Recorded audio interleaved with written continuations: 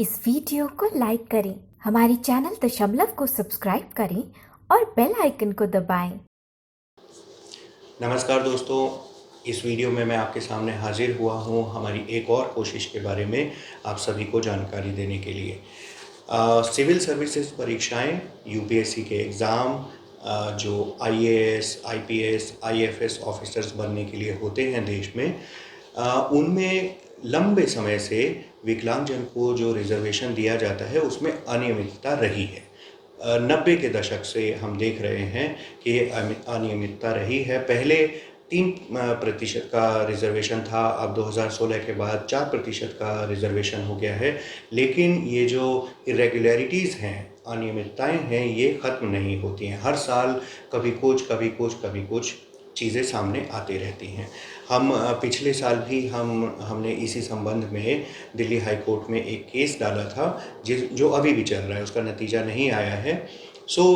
हमने सोचा कि इसके बारे में हमको एक ओवरऑल एक मुहिम शुरू करने की ज़रूरत है, क्योंकि पिछले साल हमने ईवारा फाउंडेशन के ज़रिए केस किया। ईवारा फाउंडेशन, जैसे आप में से कुछ लोग जानते होंगे, हमारी संस्था है जो विकलांगजन के अधिकारों के लिए काम करती है। तो हमने पिछले साल केस डाला, उसका अभी तक नतीजा नहीं आया। इस तरह से जो वास्तविक फ़ायदा है विकलांगजन को वो नहीं मिल पाता है।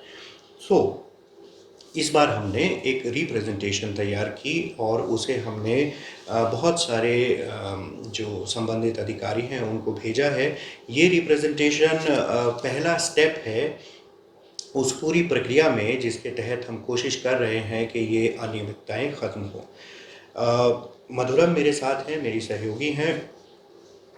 मधुरम ईवारा फाउंडेशन का जो लॉ सेक्शन है, लॉ डिपार्टमेंट है, उसे संभालती हैं। मधुरम से पूछते हैं कि इस रिप्रेजेंटेशन के अंदर क्या है डिटेल में। सर, जस्ट में 2-3 बहुत महत्वपूर्ण मुद्दे हमने उठाए हैं।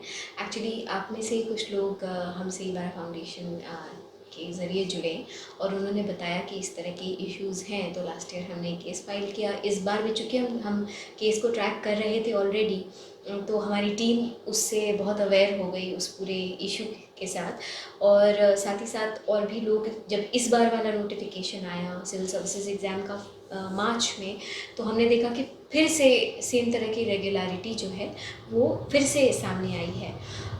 लास्ट ईयर भी जब हमने केस फाइल किया था तो हमने इस बात को मेंशन किया था कि ये जो इरेगुलरिटी रही है बहुत पहले से रही है और इसमें एक बहुत ठोस कदम उठाना चाहिए टूवर्ड्स कंप्लायंस, कि हम कंप्लाई कर सकें, फॉलो कर सकें जो लॉ है उसको। तो इसमें मेन मुद्दा है रिजर्वेशन से रिलेटेड। मैंने अपने पिछले वीडियो में बताया था कि जो विकलांगजन हैं उनको RPWD एक्ट के तहत अब 4% का रिजर्वेशन मिलता है। मैंने उसमें कैटेगराइजेशन भी बताई थी। तो इस बार इस पिटिशन में हमने यही मुद्दा, इस रिप्रेजेंटेशन में हमने यही मुद्दा उठाया है कि जो 4% का रिजर्वेशन है वो लॉ के तहत मिलना चाहिए विकलांगजन को सिविल सर्विसेज की जो परीक्षा है उसमें।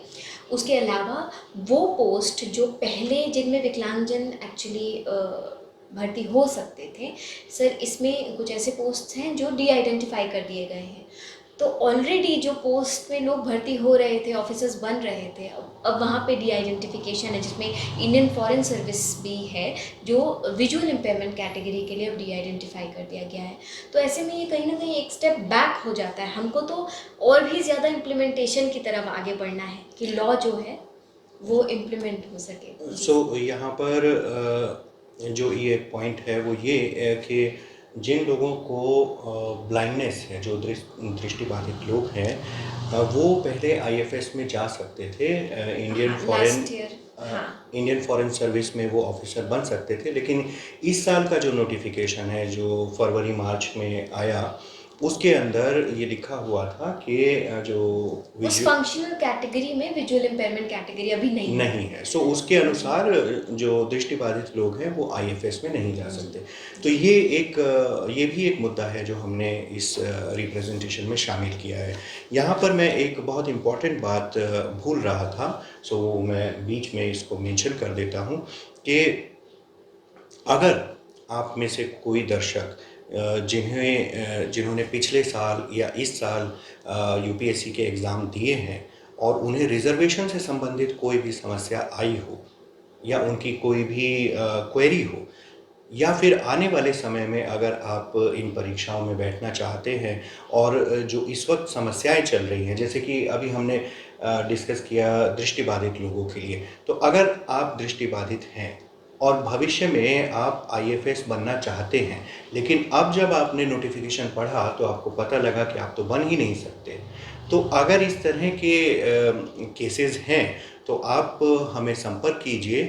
आपके केसेस को हम बेस बनाकर अपनी इस रिप्रेजेंटेशन को और ज़्यादा स्ट्रांगली अथॉरिटीज़ के सामने रख पाएंगे। जी, अभी ऑलरेडी हमारे पास कुछ लोग हैं, लेकिन ज़ाहिर बात है जब ज़्यादा लोग रहेंगे तो एक एक वाइड रिप्रेजेंटेशन हो पाता है, तो वो एक चीज़ रहेगी। इसके अलावा एक और समस्या है जिसके बारे में एक मिनट, मैं इसमें ये बता दूं कि अगर आप इस बारे में हमसे संपर्क करना चाहते हैं तो आप अपनी बात को पूरा डिटेल में लिखकर evarafoundation@gmail.com पर ईमेल कर दें। जी, ये बहुत ज़रूरी था। इसके अलावा बैकलॉग के बारे में भी हमने बोला है कि 1995 में जब एक्ट आया था persons with disabilities equal opportunity act, तो उसमें 3% का रिजर्वेशन था। फिर 2016 में RPWD एक्ट आया जिसमें 4% का रिजर्वेशन है। तो जब ये रिजर्वेशन सही तरीके से नहीं मिला, यानी सही नंबर्स को नहीं मिला, जितना मिलना चाहिए था उतना नहीं मिला, तो जाहिर बात है बैकलॉग वैकेंसीज़ क्रिएट हुई होंगी उस समय जब ये जो पोस्ट है वो भरे नहीं होंगे। तो उन बैकलॉग वैकेंसीज़ के रिगार्डिंग भी कोई ट्रांसपेरेंसी नहीं है, हमको ट्रांसपेरेंसी देखने को नहीं मिली है उतने सालों से। तो ये भी एक बहुत महत्वपूर्ण मुद्दा रहा है जो हमने पिछले साल केस में भी उठाया था, इस बार भी हमने उसको रेज़ किया है जो एग्जीक्यूटिव अथॉरिटीज़ हैं। राइट, ये भी एक कॉमन समस्या है बैकलॉग वैकेंसीज़ की, कि जहाँ रिजर्वेशन मिलना चाहिए था जिन वैकेंसीज़ पर, जिन पोस्ट पर नहीं मिला, तो वो जो भर्तियां रह गई उनका क्या कैरी फॉरवर्ड हुआ, क्या उन्हें कैरी फॉरवर्ड किया जा रहा है? अगर किया जा रहा है तो अब उनके ऊपर भर्तियां होनी चाहिए। सो ये कुछ ऐसे मुद्दे हैं जो हमने इस रिप्रेजेंटेशन में डाले हैं। ये जो समस्याएं हैं ये केवल यूपीएससी से संबंधित नहीं है, जो दूसरे सरकारी महकमे हैं वहाँ भी जो विकलांगजन की भर्तियां होती हैं वहाँ भी रिजर्वेशन से रिलेटेड बहुत समस्याएं होती हैं। हम जानते हैं कि हमारे जो विकलांगजन दोस्त हैं वो देश के अलग अलग हिस्सों में इन समस्याओं का सामना करते हैं, इसका विरोध भी करते हैं, विरोध प्रदर्शन बहुत होते हैं, लेकिन अभी तक इस समस्या का कोई हल नहीं निकल पाया है। तो हमारी कोशिश है कि इस तरह की प्रक्रियाओं के ज़रिए इस समस्या का हल निकले और विकलांगजन को जो आरक्षण प्राप्त है सरकारी नौकरियों में वो उन्हें बहुत स्मूथली मिले, अधिकार के साथ मिले और स्मूथली मिले बिना किसी परेशानी के।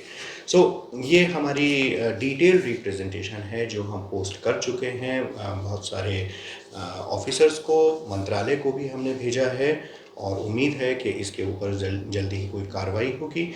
इसके बारे में जो भी आगे अपडेट होगा वो हम आपको दशमलव के ज़रिए बताते रहेंगे। अगले वीडियो तक के लिए नमस्कार।